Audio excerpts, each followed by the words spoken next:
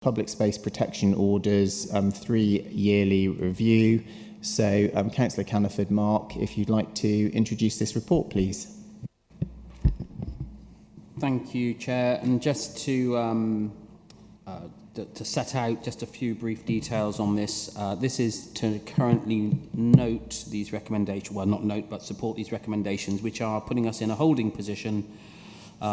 currently, so we can go through all the responses in terms of the consultation, which allow us to build up a couple of things which I feel are important. I am looking after community safety for council, and that is, I very much feel, and I would appreciate the feedback from cabinet members here or anywhere else privately, but I think we need to start concentrating on fixing certain issues. Having too many PSPOs will result in things being ignored too much, but we need to have a very good focus, and one of those, and I think there are 4 very clear focuses, one about drinking in public space, cycling on pavements, drug use in public space, and dog fouling, which has always been a great problem. And we just need to get to some action on these things, and we need to build a clear plan on how we're going to do that. We also need to look at, and we need to push about the opportunities around district-wide enforcement on certain issues. So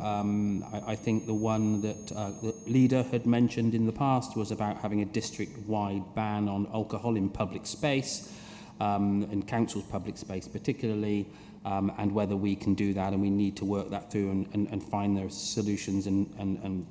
come up with a really good plan to be able to enforce and stop people drinking in public space who are causing nuisance. I have been working with the scrutiny panel on that, and I'll continue to do so. They have a working group to deal with that, and I have asked if I can be invited to attend and help come up with some really positive and strong and actionable recommendations which we can get in place quickly, because I think the feedback, and I'm sure members agree, the feedback we're getting is people are getting a little bit fed up with some of the behaviours that we're having to tolerate.